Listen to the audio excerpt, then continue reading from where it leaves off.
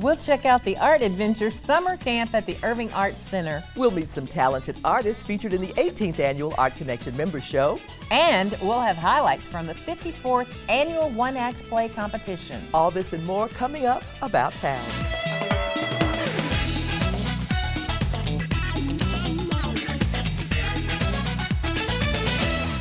Hello everyone, and welcome to About Town. I'm Amy Stevenson. And I'm Kathy Whiteman, and in preparation to go back to school, Amy Stevenson of John Haley Elementary is back with us. I'm so glad to see you. Glad to be here. So it's about to happen. School is about to start back up. Do you, as an expert in this area, do you have any tips for parents to get their kids ready for school? I do, as a matter of fact. All righty. This Thursday evening at all of the elementary schools, there will be a Meet the Teacher night. Oh, that's great. It's from 5 to 7, and you can bring your school supplies and find out who your teacher is and see people like me who just wander around. Some things for parents is start right now having a structured time when kids go to bed. It's very important that they get a lot of sleep. And help your child be resilient and ready to learn. I like that. Yes. And last but certainly not least, read, read, read, and read some more. And read some more. Yes. Yeah, I would have to agree with that. I'm thrilled to have those tips, and I know that our viewers will be thrilled to have them too. Glad that you could be with us and join us for news on auditions for the Lone Star Youth Orchestra. We'll also get the details for the Great Harvest, benefiting Area Irving Cares, and coming up, Fast Laughs by the Lake. As always, we'd love to hear from you. Let us know if there's a community event you'd like to promote on the show or a story you'd like to see us cover. You can email us at ictn@cityofirving.org or connect with us on social media. Please subscribe to our YouTube channel, like us on Facebook, and follow us on Twitter. We'd love to hear from you. Summer campers at the Irving Arts Center traveled the highway to creativity and fun the Kids Arts way. The theme was Road Trip, LA to Chicago on Route 66, and it was non-stop art adventures all summer long. Here's Susan with some highlights. While the drums are beating, kids are writing and crafting at Irving Art Center's Art Adventures Summer Camp. The theme for the summer is Route 66, and so the first week we started in California and worked our way through Arizona. This week we're in New Mexico. So we have a drumming class. We have one class that's doing Indian sand painting, and then there's a yarn art class. There's Georgia O'Keeffe floral watercoloring, and there's a journaling class. For over 25 years, the Summer Art program has provided opportunities for kids to experience a wide variety of art disciplines through hands-on learning from professional instructors. Pieces made by campers will even go on to be displayed for public. Some of their artwork will be selected to be put in the exhibition that will be in the Focus Gallery from July 21st to August 18th. And there'll be a special reception on July 22nd from 2 to 4 where you can come and see their artwork. The camp is open to children from all over the DFW area, ranging from 6 to 12 years old, allowing kids to step away from the electronics all summer and explore their creative side. It's hands-on. Electronics, we really don't let them use them except for while they're waiting to go to class in the morning and while they're waiting to be picked up in the afternoon. So there's a lot of interaction. And they're not bored. I mean, it's going all the time. There's no downtime. And from 8 a.m. to 5 p.m., Monday through Friday, these campers are learning about the arts, culture, and music. I love to see the kids get so excited about their artwork. And I love to see the progress they make. Like last week we had introduction to piano. Some kids came in here knowing nothing about piano. And by Friday, they were playing the song.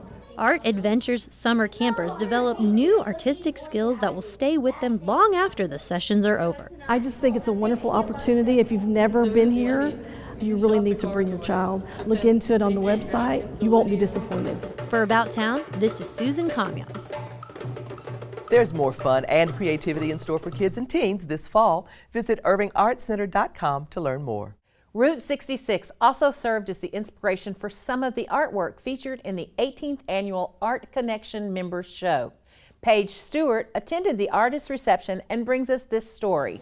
Monica Lindberg is a teen artist participating in this year's 18th annual Art Connection Members Expedition. My favorite way of doing art is drawing, so I used color pencils and watercolor pencils to make my art. Monica used her passion of drawing to create a picture of a scenic route in America. I remembered how it was on Route 66 and decided what I thought of most.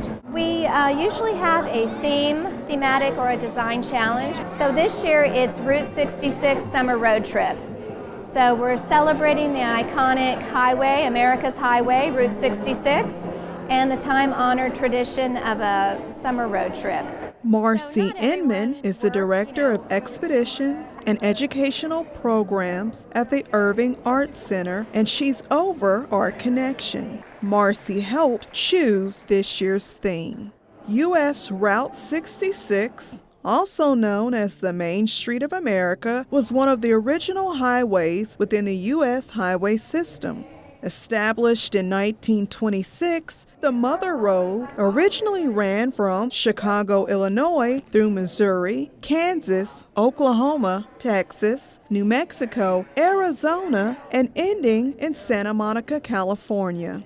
Every year, the Arts Center has an open call asking for artists to submit their work. We have artwork by members from ages 6 to 99. Everybody can participate. It's an open show. So we have literally artwork by children hanging next to professional artists. Tonight's event was the open reception with food, fun, and awards. Prizes were presented in 3 categories: youth, non-professional, and professional, with an overall Best of Show prize also awarded. Artists use their own ideas and imagination to translate what the Mother Road looks like to them. Monica used her own personal touch and memories for her submission. I actually have been on Route 66, so I chose some of the most iconic things on Route 66. Paloma Diaz is another young artist, a college student, and her artwork was displayed at this year's Art Connection. She took liberties with her art and didn't stick strictly with the theme. This was one of the artworks I had, and it was a picture of a street in Dallas, so it had some cars, and it related to kind of like road trips, and it's just the panhandle of Texas that's in Route 66. She wasn't the only person who took liberties with the theme or chose to ignore the theme completely. There were paintings of families or abstract themes, sculptures, and even work dedicated to alien life. Even aliens were floating around the room. But Paloma did more than just enter work. She was a part of the process of putting together the show. Paloma did a summer's internship at the Irving's Arts Center and had a behind-the-scenes look at the process of putting this year's show together. But yeah, we worked on the gallery last week, so it took us all week to design what it was going to look like and how their art's going to be put up. For the whole summer, we've been collecting art every week from different students. And then the past 2 weeks, we were kind of organizing what colors the walls were going to be, how are we going to organize the art. No matter your art interest, this show had a little something for everyone. You still have time to see this excellent work on display in the Irving Arts Center main gallery. But hurry, the exhibit closes August 18th. Every August, the Lone Star Youth Orchestra holds auditions for talented young musicians. Alexis Nguyen joins us with news about the orchestra and details on the auditions. Welcome to the show. Thank you. We're really glad to have you here, Alexis, and I understand the position is new for you at the at Las Colinas Symphony, because it's education manager for the organization, yes? Right. Tell us a little bit about your role. Okay, so I am the education manager, and so I oversee all the education initiatives for the Las Colinas Symphony Orchestra, which includes our summer program called Kids Notes, our Conversation with Music, and then our Lone Star Youth Orchestra as well. Those are just 3 of the many programs we have for the education initiatives.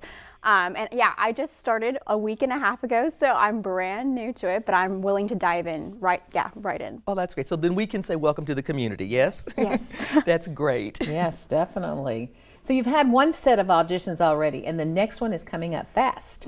What do parents and students need to know about setting up an audition time? So in order to set up an audition time, you have to go to our website, and then it'll direct you to this link for Active Network, and then you'll just click and answer all the questions, and then it'll send you an email, and I'll email you back with an audition time. Well, that's great. Yeah, easy peasy. So just go online, click the form, and set it up. Yeah. Okay, so these kids are going to be a little nervous, I'm suspecting. Do you have any tips? What requirements do you have for the auditions? I think there's something on the website about what they need to prepare. Right. So we require that students be from 6th through 12th grade, and whatever their instrument is, they can look online and look at the requirements, such as their 2 excerpts that they need to practice and audition with, and also prepare a solo and 2 scales with their instrument. All right, good deal. We like that. Wow. Yeah.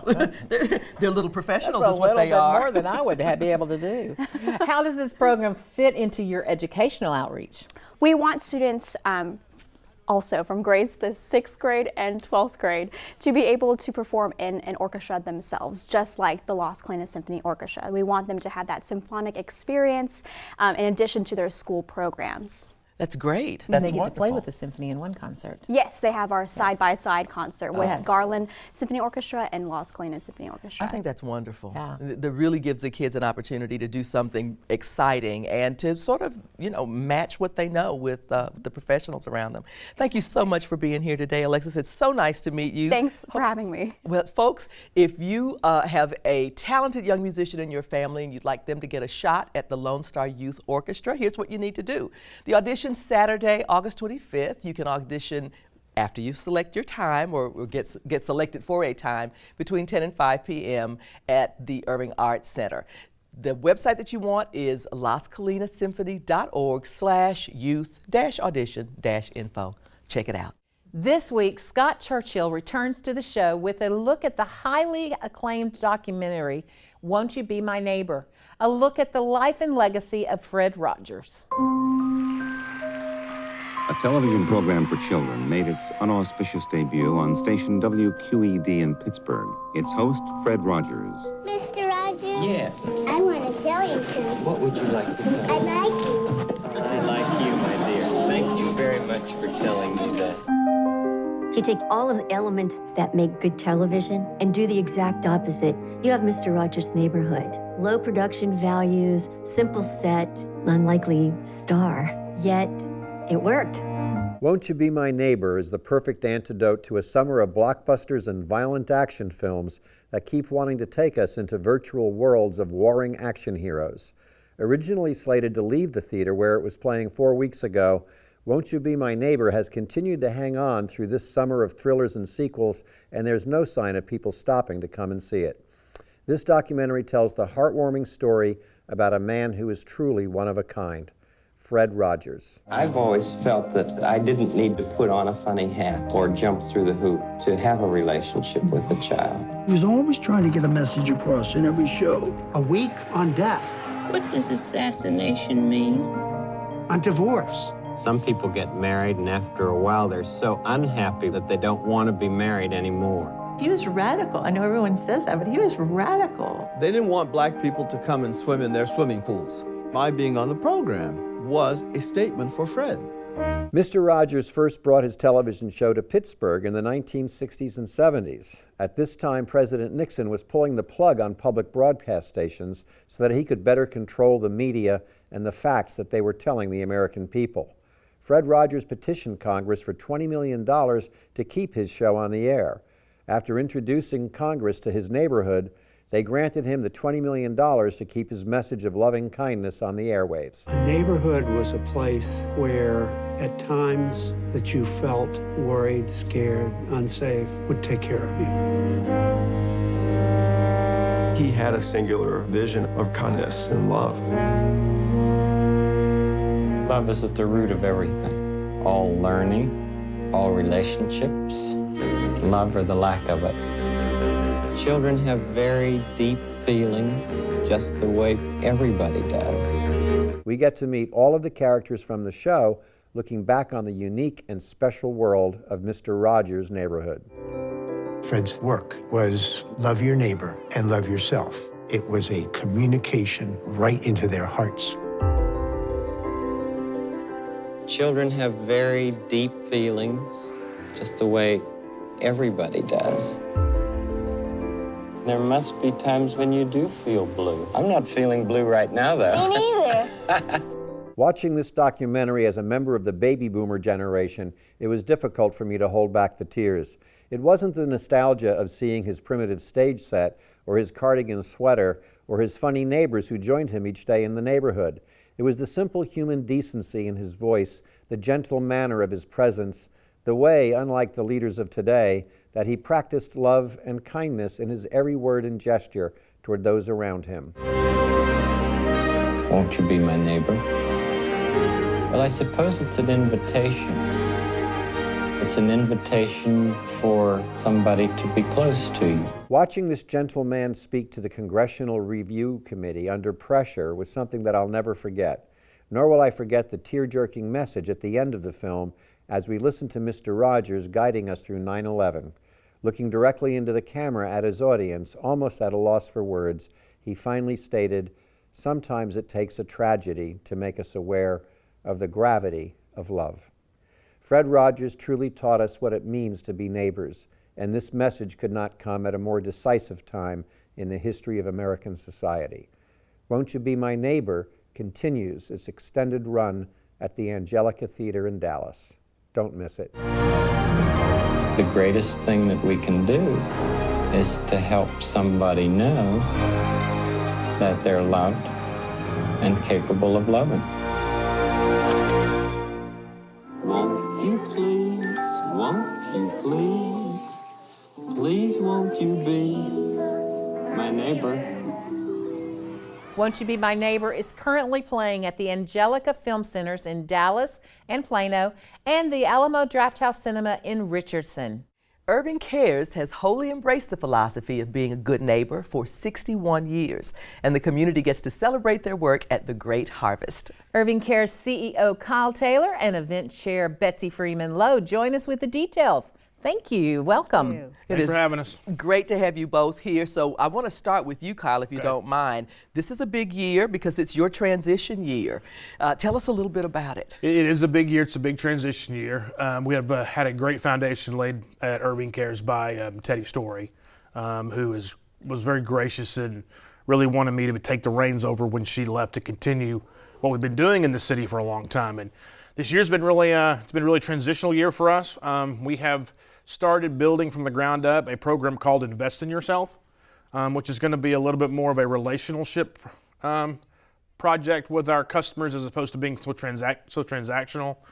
We're really going to try to find out what roadblocks they're having to get to self-sufficiency, whether it's daycare, whether it's budgeting skills, credit counseling, and just what is it they need just to be able to get through the days? Because if you're in crisis, then you need some help to getting through. We want them to know that we're going to partner with them. Mm-hmm. That's why this Great Harvest this year is so important for us, because the money that we raise at this is really going to help us kick off this Invest in Yourself program that we're creating, of which Betsy is a part of as well as a volunteer at Irving Cares. So we're very excited that she has taken on this role as chair. Wow, that is exciting, yeah. Well, you know, the Great Harvest is a long-standing tradition for Irving Cares, and you've got a great theme this year, Betsy. Yes. So tell us what's in store. Homecoming. Yay. Yeah, I love the letter jacket. Yes, so our theme this year is homecoming. And it's not just to try to get the residents that are in Irving to come, but also to get past alums to come home and support Irving Cares in the great city that you grew up in. And we have a lot of fun activities planned at the Great Harvest. So that's what we're hoping to do. It's like, come on, come home, support Irving Cares. That's great. So now you're wearing your colors. I am. 1981. 1981. I graduated Irving High School and I moved back to Irving about a year and a half ago. I've been volunteering at Irving Cares about the same amount of time. So you see firsthand what's going on there. I do. And I really love that Irving Cares just doesn't hand you things and say goodbye. They want you to succeed and go forward and grow and be a success. So that's one reason I love Irving Cares. Yeah, it's a great organization, absolutely. Yes. So are you guys still accepting any sponsorships? Yes, we're still accepting sponsorships. We're still going to accept silent auction items up until August 24th. Okay, good deal. As we get ready for those. The little mail situation has kind of bothered us because we haven't received much mail lately because of what happened in Coppell. Oh, that's right. So yeah. if you've just recently sent in your reservations or your check or money, please reach out to us at Irving Cares to make sure that we know that's on its way and that's coming, because we're a little worried about lost mail. I am so glad that you said that. So folks, if you don't know for sure that you've got that reservation, maybe you better call, and we'll give you that phone number. Here are the details, folks, for the Great Harvest. You can get your tickets online, I believe, at irvingcares.org. The event is Friday the 7th at the Irving Convention Center. Kicks off at 7 o'clock. Going to be so much fun. If you graduated from a school other than Irving High, you may wear your colors too. Yes. Another long-standing tradition in our community is the one-act play competition. Now in its 54th year, the event showcases the talent of Irving kids, some of whom have grandparents who also performed in the early days of the annual competition. Paige Stewart has the story. Krish Malik can't stop smiling. Like, I have braces and I have stitches in the bottom of my mouth, so I can't really smile. But like, the second they said my name, I couldn't get a smile off my face, no matter how much it hurted. Krish has a reason to smile. He just won Best Actor in the 54th annual One Act Play competition. He's been in a few other competitions in past years, but this is his first year winning. The One Act Play is an annual competition in Irving that generations of Irving students participated in. Every rec center, they have a play that they're putting on. And again, we're the Cimarron Park Rec Center. We have Mustang Park, Lee, Farrell, Georgia Farrell. Just every Irving Rec Center, they have their own performance. 6 recreation centers around Irving entered in the One Act Play competition. There were original plays, plays that remixed former children's stories, and a play we all know about, A Little Girl Getting Stuck in Oz. We've all come together in our community and we worked together to put on this film. And they have worked so hard, and we did come together. Some of these kids have been doing it since they were like 4 or 5 when they first could, and now they're 16, driving and everything. So it's really good to see the progress. Miss Tori Dewberry is a recreation specialist at Cimarron Park Recreation Center. This is her first year being a part of the One Act Play. Krish is one of her students. Our teacher, Miss Tori, she did an amazing job. Her and Miss Brittany, they worked on the script, and that script was our final script that they thought of. They help out with maybe suggestions. You know, everybody's a critic, and it actually helps. Whether it's help with the music, help with the costumes, it's just everything. It's a collective effort. Just like Krish, this is Quan Wynn's first time winning in the One Act Play. It's also her first time acting in this competition. In her first year, she's won Best Actress, and her play won first prize. I really didn't know what I was getting myself into when I signed up for this, but it's been an amazing experience, and to win Best Actress and first place, that's pretty cool. One play was about kids trying to go back to the start of summer with a time machine, but they end up going back farther than they wanted. Another recreation took the 3 little pigs and the big bad wolf and flipped it to 3 innocent wolves and 1 big bad pig.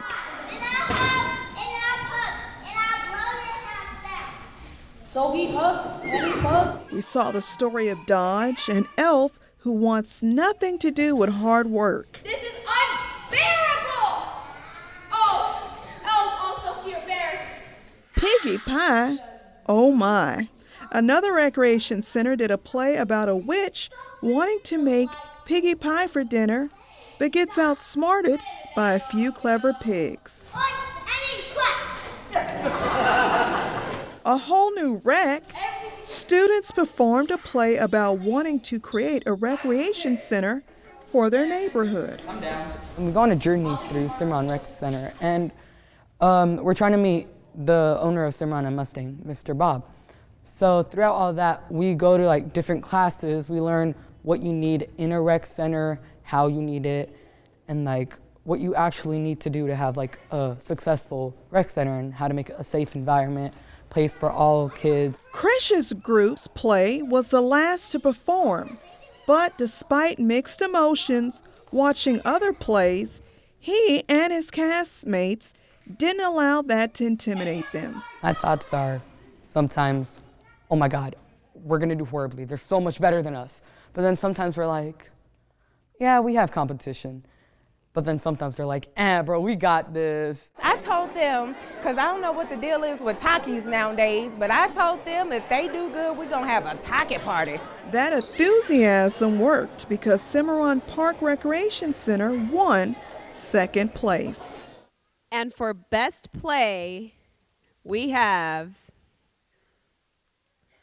Lee Park Recreation Center. For About Town, Paige Stewart. To learn more about recreational activities for kids, visit cityofirving.org and click the Parks and Recreation page. Laughs by the Lake is the largest outdoor comedy event in North Texas. And it keeps getting better every year. Jackie Madden and Todd Justice join us with details on this year's event. Thanks, you guys, so much for being here. Jackie, it's always wonderful to see you. Good to see you. Thank you for having us. And Todd, I haven't seen you in a year. So great to see you again. Thank you very much. Good to be back. We are excited about this event. We're super excited, too. Is this year 5? This is year 5. Okay, all righty. So growing and growing. I want to ask a little bit about the fact that this thing is coming back again because it's just been growing and growing. It comes back because it's in popular demand. Everybody is looking for an evening out by Lake Carolyn where they can laugh, enjoy each other's company, the scenery, and some good comedy. Well, it is good comedy, and I'll tell you, Todd Justice, you cracked me up last year, reigning Irving's funniest comic. Yes. That was a big success. Irving. You were a big success. Well, Irving's funniest comic. Funniest comic in Irving. You know, they say that says a lot. When you develop an audience, when you're coming up through the ranks, that you start small, and I'm going one neighborhood at a time. Okay, awesome. Irving, Farmers Branch. Awesome. Yep, that's right. Build up that coalition of supporters and, become a king of social media. True. What's in store for this year's Irving Funniest Comic? Well, actually, we have the local comedy showcase, and that's where 3 comedians from the DFW Metroplex will actually be on stage. They'll be given 5 minutes apiece, and the audience will actually judge who's the funniest comic. And from there, we're going to go into our headlines, and we have, from the East Coast, we have Kayvon and Darren Carter.